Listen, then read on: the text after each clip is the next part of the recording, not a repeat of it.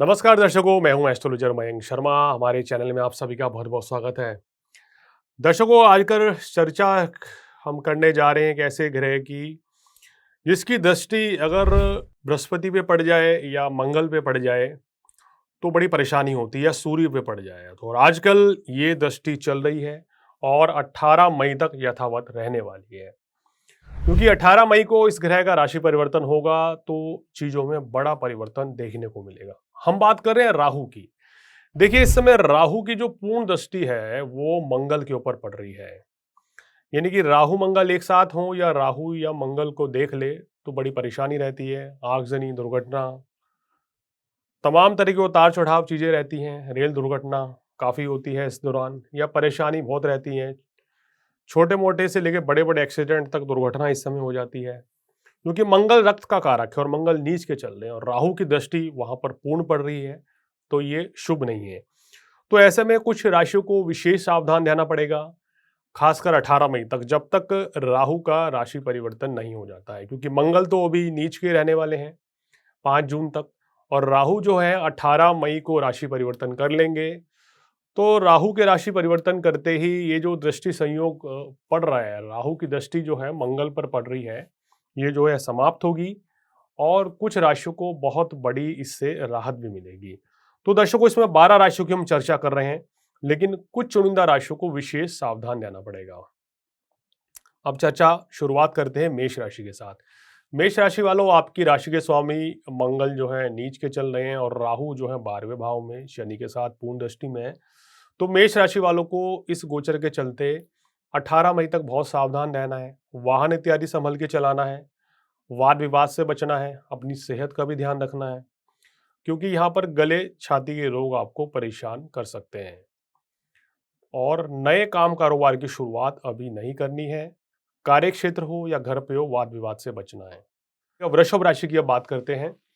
वृषभ राशि वालों, आपके लिए ये गोचर कैसा रहेगा? देखिए, आपके लिए इस समय आत्मविश्वास की वृद्धि तो होगी, लेकिन वो अति आत्मविश्वास हो सकता है, उस चीज से आपको बचना है। अगर ओवर कॉन्फिडेंट हुए तो नुकसान उठाना पड़ सकता है। अपने शत्रु को कभी भी कमजोर ना समझें इस समय। किसी के साथ वाद विवाद ना करें, किसी का अपमान ना करें, अन्यथा तो आप फंस सकते हैं। इस समय छोटे भाई के साथ भी किसी भी तरह के मनमुटाव से आपको बचना होगा। जीवन साथी के साथ भी संबंधों में मधुरता लाएंगे तो चीजें बेहतर होती चली जाएंगी। हनुमान चालीसा का पाठ करें आप भी, और मेष राशि वाले भी, तो बेहतर रहेगा। चर्चा मिथुन राशि वालों की। मिथुन राशि वालों, इस समय वाणी पर संयम रखना होगा और किसी को पैसा उधार ना दें। कार्य क्षेत्र में भी आप किसी के साथ डिस्प्यूट ना करें। अगर बॉस कुछ कह भी देते हैं तो उसको चुपचाप सहन कर लें, यही समय है। अन्यथा तो आपको परेशानी का सामना करना पड़ सकता है या आपके खिलाफ कोई साजिश भी कर सकता है, इस चीज का ध्यान रखें। यहाँ किसी को पैसा भी उधार नहीं देना है। चर्चा कर्क राशि वालों की। कर्क राशि वालों, लगन में मंगल, भाग्य स्थान में राहु जो है, ये स्थिति जो है आपकी क्रोध आवेश को बढ़ा सकती है, जिसके चलते घर परिवार में वाद विवाद का सामना करना पड़ सकता है। तो आपको अपनी वाणी पर संयम रखना है, थोड़ा सेहत का भी ध्यान रखना है और वाहन इत्यादि थोड़ा संभल के चलाना है।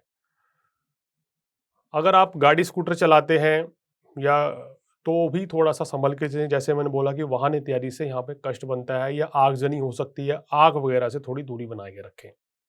हनुमान चालीसा का पाठ करें, हनुमान जी को गुड़ चने का प्रसाद चढ़ाएं तो विशेष लाभ मिलेगा। चर्चा सिंह राशि वालों की। सिंह राशि वालों, यात्रा के दौरान कुछ कष्ट इस समय रह सकता है। अष्टम भाव में राहु, 12वें भाव में मंगल, तो धन हानि होने की आशंका है। अभी पैसा किसी को उधार आपको नहीं देना चाहिए और सेहत का विशेषकर ध्यान रखना चाहिए। कार्यस्थल पर कोशिश करें किसी के साथ मनमुटाव ना हो।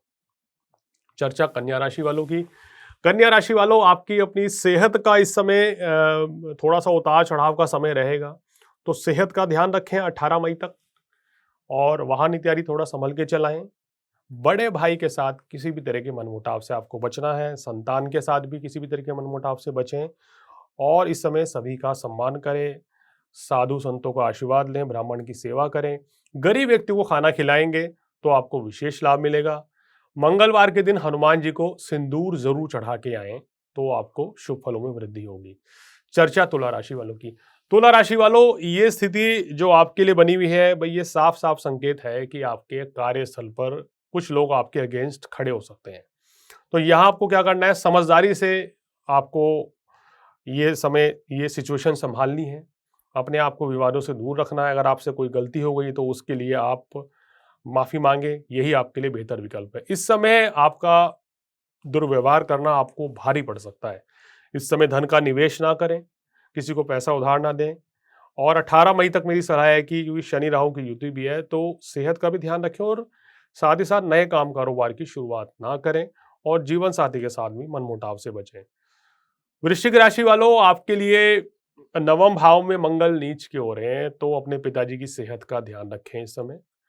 और इसके साथ साथ ही राहु की जो स्थिति बनी हुई है, राहु की दृष्टि मंगल पर है, तो कहीं ना कहीं आपके मन में नकारात्मक विचार हावी हो सकते हैं। मन में डर या घबराहट, बेचैनी बनी रह सकती है। थोड़ा सा सेहत का ध्यान रखें। किसी भी कार्य में जल्दबाजी से आपको बचना होगा। और इस समय विशेषकर ये सलाह दी जाती है, छात्र है उनको मन लगा के अपना पढ़ाई करें। जिन लोगों के आने वाले समय में कोई परीक्षा है या फिर यूं कहें कि किसी को भी अगर इस समय कोई टेस्ट या इंटरव्यू देना है तो उसमें ध्यान लगा के आपको पढ़ना पड़ेगा, अन्यथा तो परेशानी में पड़ सकते हैं। चर्चा धनु राशि वालों की। धनु राशि वालों, वाहन इत्यादि संभल के चलाएं। आपके लिए स्थिति राहु की पूर्ण दृष्टि मंगल पे है, तो ये थोड़ा वैवाहिक जीवन में कड़वाहट की ओर संकेत करती है। किसी भी तरह के मनमुटाव से बचें, वाहन इत्यादि संभल के चलाएं और किसी को पैसा उधार ना दें। इन चीज़ों का आपने ध्यान रखा है तो फिर कोई बड़ी परेशानी नहीं आएगी। फिजूल खर्ची से भी बचना चाहिए। चर्चा मकर राशि वालों की। मकर राशि वालों, वैवाहिक जीवन में मनमुटाव की स्थिति कुछ ज़्यादा पैदा हो सकती है, क्योंकि राहु की सीधी दृष्टि जो है आपके सप्तम भाव पे पड़ रही है और वहाँ मंगल विराजमान है।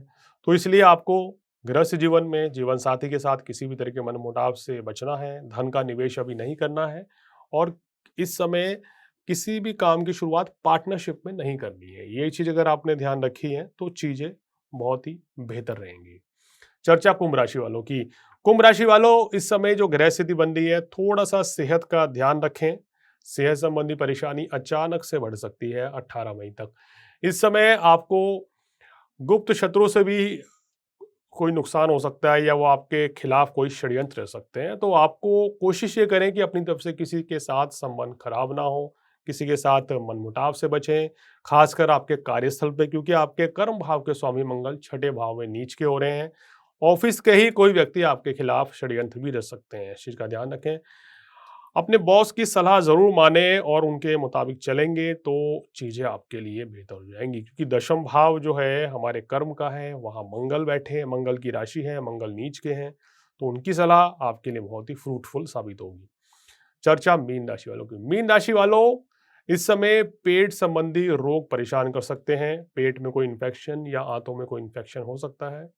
बाहर का खाना खाने से बचें। यहाँ पर मंगल की स्थिति प्रेम संबंधों में भी खटास पैदा कर सकती है और लगन में आपके राहु बैठे हैं, तो भाई वाणी पर संयम रखना है, क्रोध की अधिकता से बचना है और सेहत का भी आपको ध्यान रखना है। इस दौरान किसी भी कार्य व्यवसाय में बड़े परिवर्तन से बचें मीन राशि वालों, तो आपके लिए चीजें बेहतर होती चली जाएंगी।